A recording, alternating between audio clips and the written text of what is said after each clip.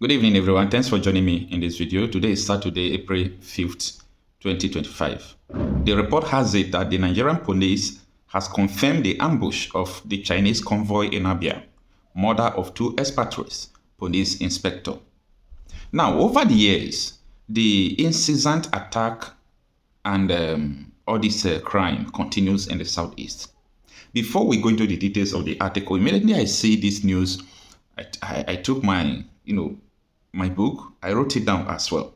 The reason why I'm documenting all this crime, the date it happened, where it happened, is because before all this period now, the government has been accusing the Biafra agitators that they are the one carrying out the crimes. And if you have been following me on this platform, I am one of the people who always said that no, it's not them. Because time with that number, most of the Biafra agitators sometimes they even claim what they did not do. That is another problem I have with them. You don't have to claim what you did not do. Now, Kashim Shettima, the Vice President of Nigeria, traveled from Abuja to Finland. Do you know the reason why he's traveling? He's traveling because he's telling the Finland government that the Biafra agitators are the problem of insecurity in the southeast. I might be wrong, but I want to put it to you that ever since, after the absence of Nnamdi Kanu, they arrested Simon Ekpa as well. Ever since the absence of Simon Ekpa now, I think the insecurity in Southeast doubled like times 3. Ever since then, the Fulani, the terrorists, they took Ehamufu. Fulani terrorists has never occupied schools in Igbo land. They have never sacked 3 villages at once in Igbo land. They have never done that before. Okay? What happened in Ebonyi State? It shouldn't have happened. It's supposed to be preventable.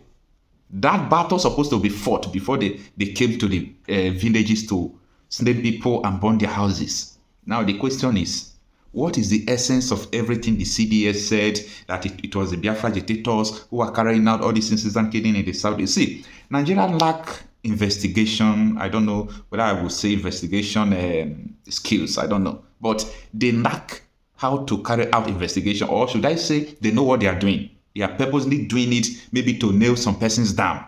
But what I am after is solution. If everything they have done now, okay, what is the solution? If you said, oh, it was Nnamdi Kanu before, Nnamdi Kanu was not in the picture. You say it was Simon Ekpa before. You say it was Wazurike before. Oh, it was Ojukwu before that declared war. Ojukwu is the reason why. How many people are you going to blame? Where is the solution? Where is the solution? Because if you do something because you said this is the problem, you should be able to see the result. So now, do you people understand that everything the federal government said about insecurity in Southeast is just a propaganda? It's totally a propaganda. When I mean totally a propaganda, totally. So they just use it to nail some persons down. And after that, what happens? They leave the people to their destiny. Look at what is going on in Enugu. Look at what is going on now. Today now, the same thing that has been happening before it continues. That the Nigerian police confirmed that ambush of Chinese convoy. They kill Chinese people. They kill police. Last week, I still reported in Enugu where they burned down police station, took gun. This is the same thing that have been happening right from time. Who are the people carrying out these attacks? Do your investigation before you jump into conclusion. Anyway, what do I know, Seth? I don't know anything. Now, the report has it from Sahara reporters that Nigerian police confirmed ambush of Chinese convoy in Abia, murder of 2 expatriates, police inspector. Now, this is the details of the article. No fewer than 2 Chinese nationals and a police inspector were killed in a deadly ambush by unidentified gunmen in Oturu, Abia State, the State Police Command has confirmed. The victims were identified as Mr. Kwan and Mr. Chia, both Chinese expatriates, and Inspector Audu Saidu, one of their police escorts. The attack occurred on Friday, April 4, 2025, around 5:30 p.m., while the victims were en route to their complaint site at Aguku Amaya in the Ndundu community.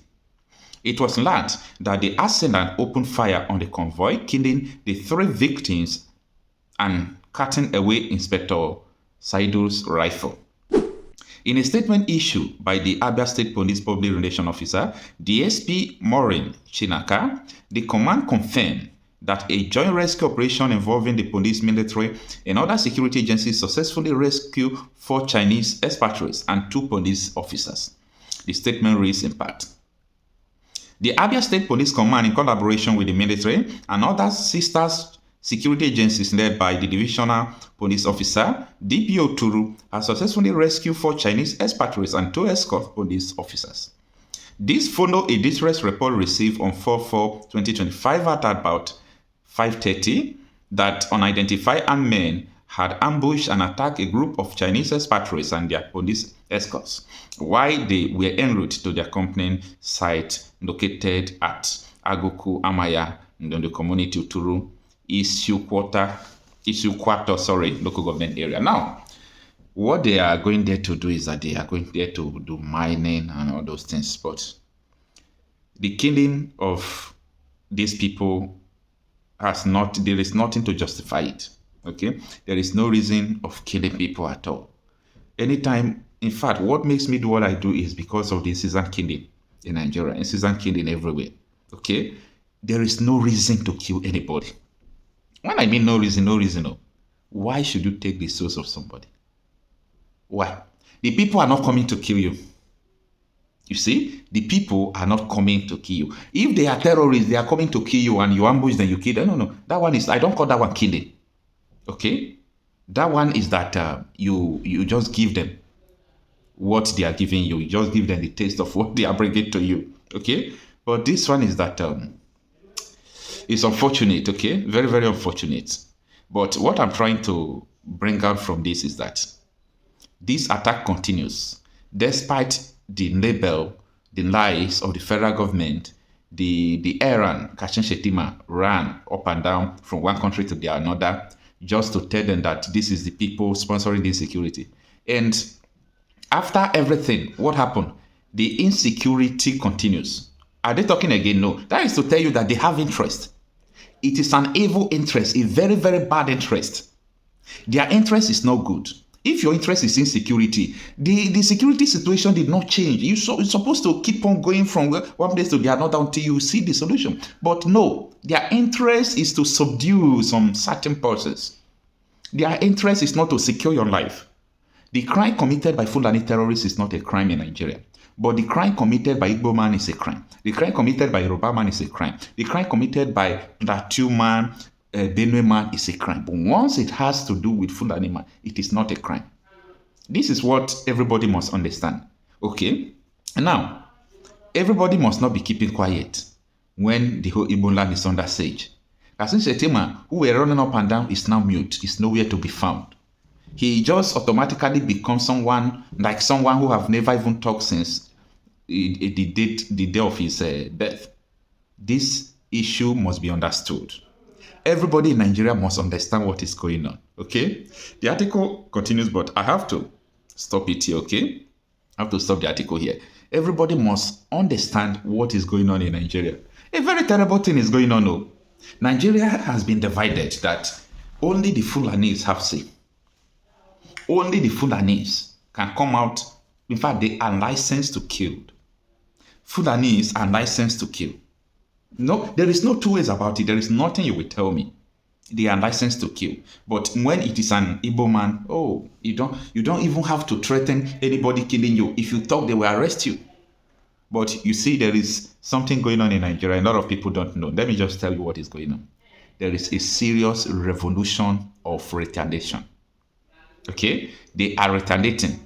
Everybody now has inculcated in themselves the mentality of retaliation.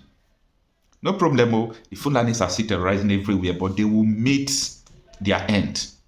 They will meet their end. You come to any community with gun, anything you see, you manage. Anything you see, you take. Okay? Nobody has time to pet, to do or to anything you see, you take right from this moment. So the time to exercise patience, the time to call on God to come and help you is over. God has given you brain. God has given you hands to defend yourself. God has given you power to do what you want to do. How many times are you going to continue to call God, who has given you everything you need to defend yourself? Let me tell you, nobody will come and save you unless you save yourself. So, I think it's unfortunate, and we say may their soul rest in peace, 2 Chinese men and the police officer that died in Abia State. It's unfortunate. One more time, the Biafra agitators has been vindicated that they are not the sole perpetrators of crime in the Southeast. The Inter-Society report I published yesterday, you all saw it, that the Fulani terrorists constitutes 80% of the attack in the Southeast. But everybody don't want to pay attention to that. 16 persons died in Uromi, Edo State. The whole Nigeria was outraged with the Uromi people. But in Bekos, Plateau State, 100 people died. 52 people were ambushed. It's like nobody even know what is going on there. The mainstream media will not report it, deliberate it, talk about it, but they can talk about Natasha. They can talk about any other person. But someone like them died. They don't have anything to say. It is not well.